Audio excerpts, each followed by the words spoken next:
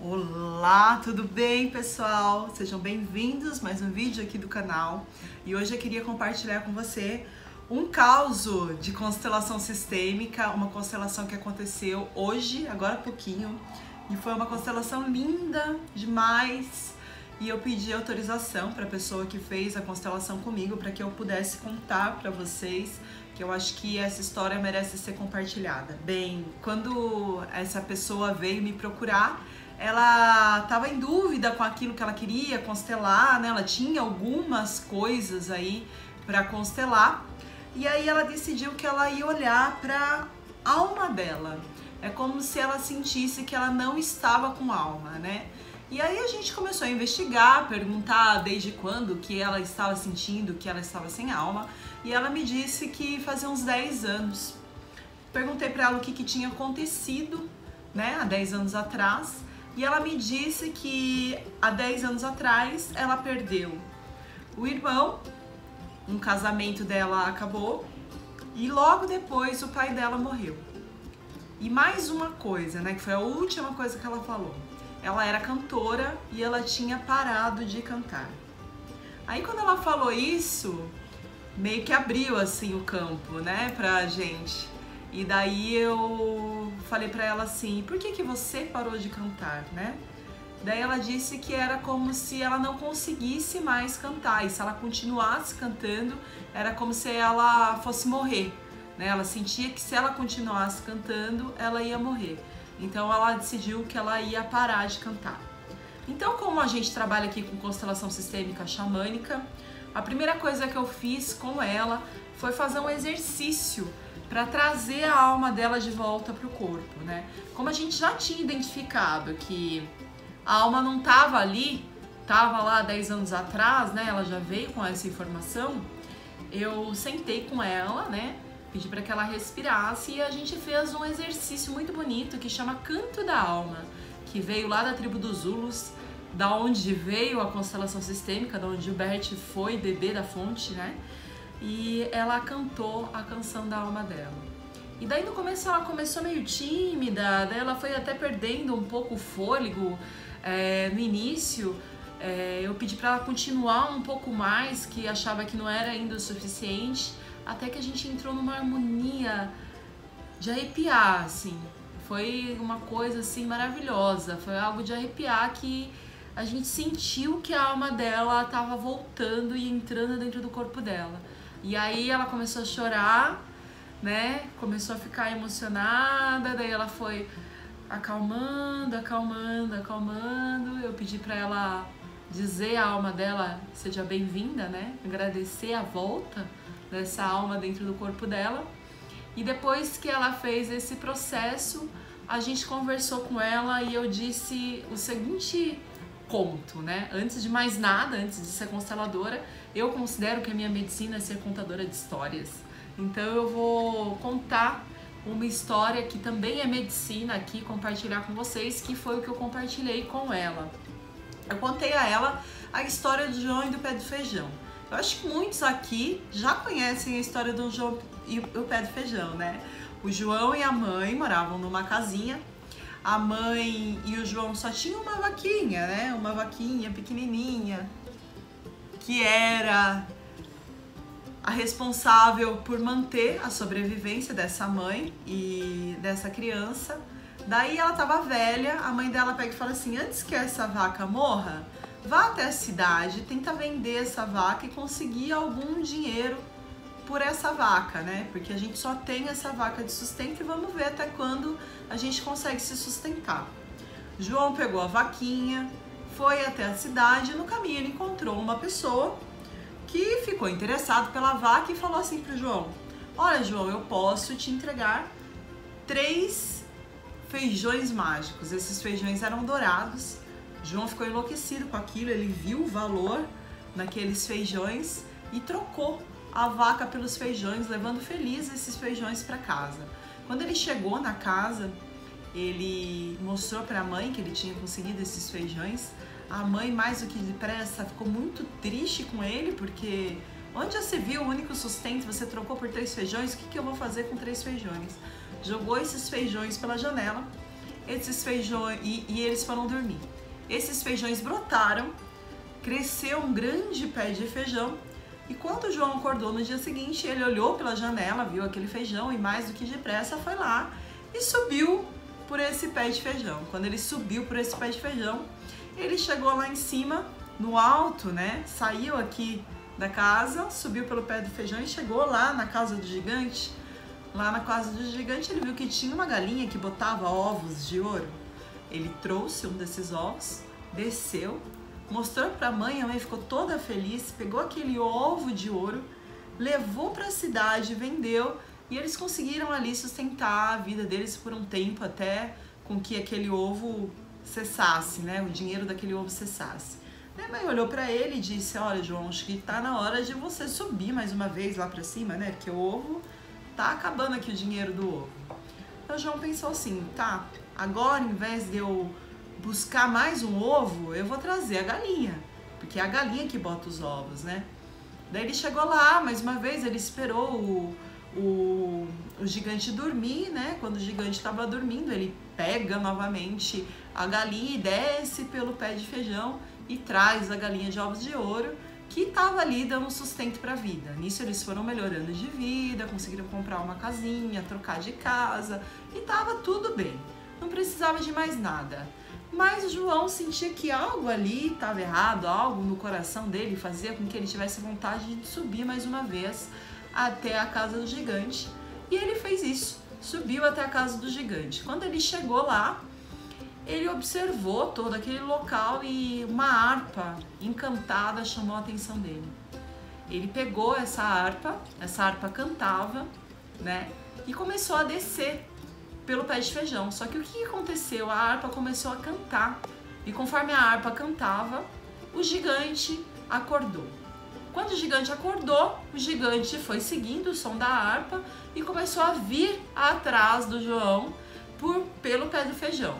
João, óbvio, uma criança mais ágil que o gigante, chegou primeiro na terra e a única maneira que ele tinha para que o gigante não descesse e não acabasse com ele era cortando o pé de feijão. Daí ele foi lá, conseguiu cortar esse pé de feijão. Quando ele cortou o pé de feijão, o gigante caiu. No que o gigante caiu, ele morre. E quando ele morre, o João tá salvo e ele e a mãe viveram felizes para sempre. Bem, essa historinha que eu queria contar, que eu contei para essa pessoa que veio aqui constelar, porque essa história é cheia de símbolo para exemplificar esse primeiro exercício que a gente fez, né? O que simboliza tudo isso que eu falei? João, quando ele vai até o senhor que tinha os feijões mágicos, o que simboliza esses feijões mágicos? Esses feijões mágicos simbolizam o dom, né? Algo que ele reconhece que ele tinha dentro dele, né? Algo mágico que precisava brotar dentro dele. Então era como se ele relembrasse todas as vidas dele anteriores, né? Tudo aquilo que ele viveu em sistemas anteriores, né? Ou que vem dos nossos ancestrais ali de dom que a gente carrega, que a gente recebe. E ele reconheceu isso nos feijões. Ele levou esses feijões para casa, a mãe não reconheceu, mas ele sentiu na alma dele que aquilo tinha um valor. Quando esse valor é colocado em solo fértil, né, ele cresce e faz uma ponte, né, uma ponte verticalizada, né, ele sai aqui da horizontalidade e vai para o vértice, então uma ponte verticalizada que uniam dois mundos, o mundo material do mundo espiritual. E João, né, corajoso que era, fez essa escalada do mundo material até o mundo espiritual. Quando ele traz o ovo a primeira vez e desce, o que ele estava fazendo era trazendo o dom dele, né, o dom que vem lá do espírito para a matéria. No primeiro momento ele usou esse dom que ele trouxe, né, esse ovo de ouro, para trabalhar na sustentação, na sobrevivência dele, né? Daí ele falou assim, não tô satisfeito ainda, vou lá de novo, vou buscar a fonte do meu dom, né? Vou me apropriar dessa fonte do meu dom. Daí ele vai lá, se apropria da fonte do dom, né? Que é a galinha e traz. mas ele continua ali trabalhando apenas pela matéria, né? E aí ele vê, né, pra mãe dele tava tudo bem, a vida tava se fazendo, a vida tava seguindo, né? Então tava tudo bem, a vida tava se mantendo, pra mãe dele tava tudo bem. Mas ele, João, que era o detentor, né, de todos esses dons, sentia na alma que algo ainda faltava. Daí ele decide subir mais uma vez até a casa do gigante, quando ele traz a harpa. O que simboliza a harpa? A harpa simboliza a harmonia entre os dois mundos, entre o material e o espiritual. Então o que o João faz? Ele traz de volta a harmonia. Porém, não é tão simples assim ele restaurar a harmonia entre dois mundos, né? Para que isso aconteça, ele precisa matar o egoísmo simbolizado pelo gigante. Quando ele consegue matar esse egoísmo, ele consegue unir o plano material e o plano espiritual e começa a entender que ele está a serviço de algo maior através dos dons que ele tinha. Então ele para de pensar só nele, só na família dele e começa a doar, né, esse dom e essa virtude para o resto, né, para o resto das pessoas que estavam ali. Bem, essa é a moral da história. E por que eu contei essa história para essa moça que veio constelar? Porque o que aconteceu na história dela foi que ela sentiu que esse dom que ela estava trazendo estava trabalhando só para a matéria, né? Só que ela não tinha consciência ainda o suficiente que o que ela precisava era matar o gigante e não matar o dom. Então ela deixou de cantar, porque dessa forma, de certa forma, ela também estaria matando o gigante. Sendo que, na verdade, o que ela precisava fazer era trazer a harmonia entre esses dois planos, o plano material e o plano espiritual, e começar a trabalhar esse dom que era o canto, era a voz dela, para um bem maior e não só para o próprio sustento e não só para a própria carreira. Mas naquela época, né, há 10 anos atrás, ela não tinha essa maturidade, ela não conseguiu ver isso. Mas, de certa forma, a gente continuou a constelação, esse foi só um primeiro exercício. A gente veio aqui para o campo das constelações sistêmicas, inclusive está montado do jeito que ela deixou aqui. E o que a gente percebeu, né? Eu coloquei no campo ela, que ela escolheu o servo para representá-la. O dom dela, que estava representado por esse animalzinho, só que no início da constelação, na primeira imagem, ele estava assim, caído aqui no campo, e esse animalzinho aqui, ele é um animalzinho que ele tá perneta, né? Ele tá machucado, né? Então, esse animalzinho estava representando a vida dela. E ela escolheu um animal machucado para representar a vida dela, né? E ela colocou aqui e tinha uma barreira que separava ela de ver a vida dela. Essa barreira era representada por esse animalzinho que era a mãe dela. Então ela estava estagnada, estática, olhando para a vida que estava machucada, que era esse dom, esse talento, e a mãe estava bem de atravessada, assim, né? Tipo, no campo, fazendo uma barreira mesmo para que ela não visse essa vida dela, né? Esse dom dela. Aí eu sentia que tinha mais gente no campo, eu chamei-o pelo pai, representado pela girafa, pelo irmão, representado pela serpente, e perguntei para ela se ela queria trazer mais alguém para o campo, e ela trouxe o leão, né? Essa imagem não estava assim antes, né? Ela estava para cá, a girafa estava aqui, a serpente entrou olhando para a girafa no campo, né? Então a serpente, né, que era o irmão, olhava para o pai no campo, a girafa estava aqui, a mãe estava olhando para a girafa, assim, só que alguma coisa não acontecia ainda. Entrou o leão, esse elemento que até então a gente não sabia quem era, e ele ficou aqui afastado, de costas, sem ver, né? E aí eu senti de trazer a avó paterna dela, que entrou aqui, que fazia a conexão entre o pai e esse leão, né? Que a única pessoa que conseguia ver esse leão era o pai, ela, e depois a avó e esse leão. E o que aconteceu nessa constelação de tão incrível? Esse leão era um irmão desse pai, que veio antes dele, que morreu com 5 dias de vida. E essa mãe, que era a avó dela, não conseguiu chorar a morte desse filho e essa dor ficou excluída do sistema.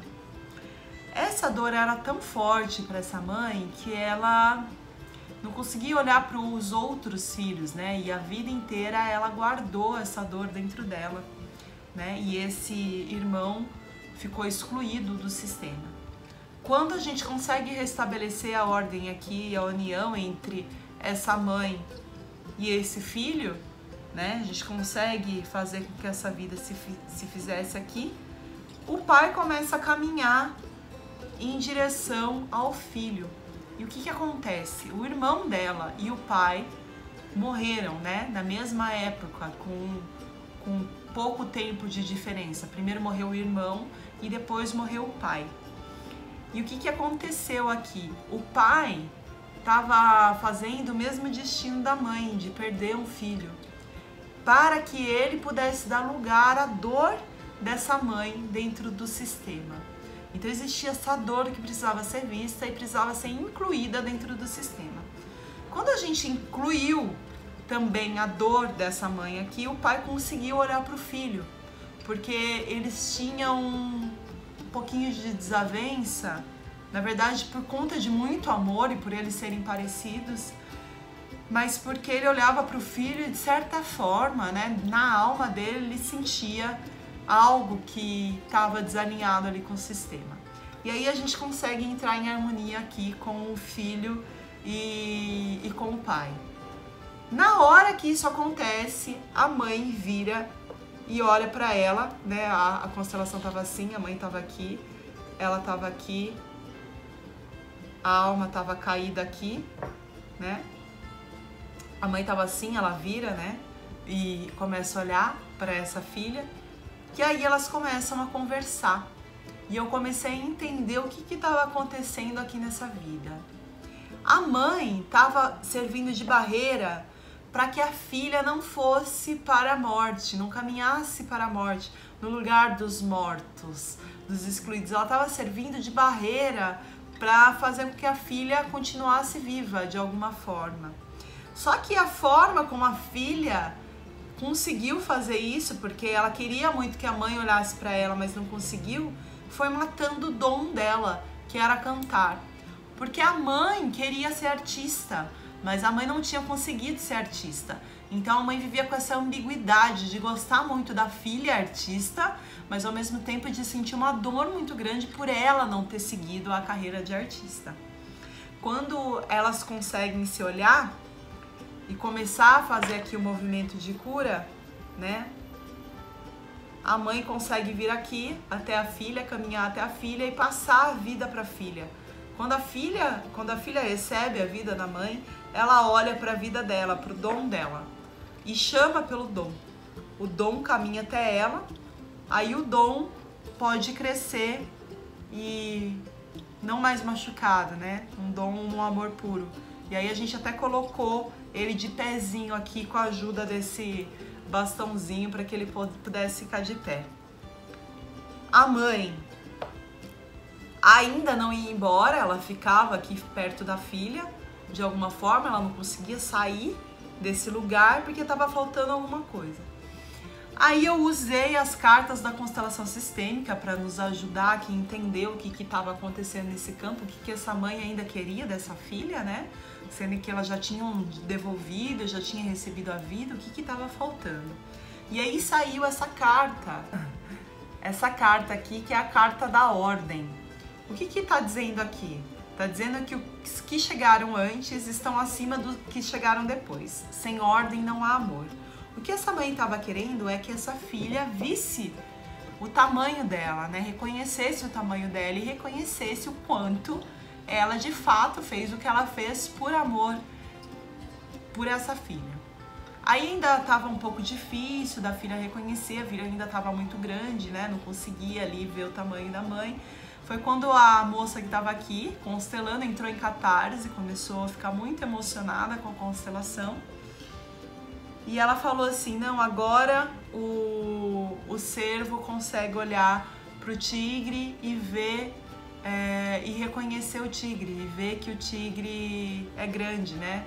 E aí ela fez um movimento de reverência aqui com o cervo para a mãe, diminuindo assim o cervo, né? E daí eu pedi para ela tirar mais uma carta e a carta que saiu foi essa aqui, olha que bonito. Eu sou o pequeno e você é o grande.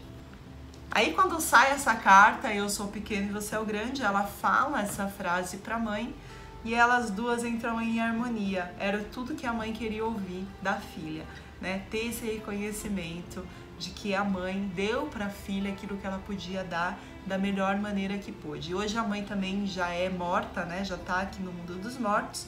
Quando a gente acabou o movimento, ela se afastou, indo aqui para o mundo dos mortos, e a filha conseguiu virar e olhar para frente junto com o dom dela e seguir para a vida dela. Essa foi a constelação que a gente fez aqui. Foi uma das constelações mais bonitas que eu fiz aqui nos últimos tempos e eu queria compartilhar com vocês, porque foi muito, muito, muito forte e muito bonito todos os movimentos que a gente teve dentro desse campo, né? Eu acho que ela recebeu uma cura muito bonita, né? O campo foi muito generoso com ela, foi uma constelação de 3 horas. Então o campo foi muito generoso com ela, dando muita coisa para ela ali. E para finalizar o vídeo, para vocês ouvirem um pouco e compartilharem desse momento comigo, eu pedi para que ela gravasse um pouquinho do canto da alma dela e eu vou colocar aqui no final do vídeo para vocês desfrutarem dessa voz maravilhosa e desse canto da alma que ela fez. Eu acabo por aqui. Espero que você tenha gostado do vídeo. Se esse vídeo fez sentido para você, compartilhe, curta, se inscreva no canal para que esse trabalho chegue a mais e mais pessoas, porque eu faço com muito amor também, tentando levar para vocês um pouco desse conhecimento das constelações sistêmicas. Um grande beijo e até o próximo vídeo. Tchau, tchau.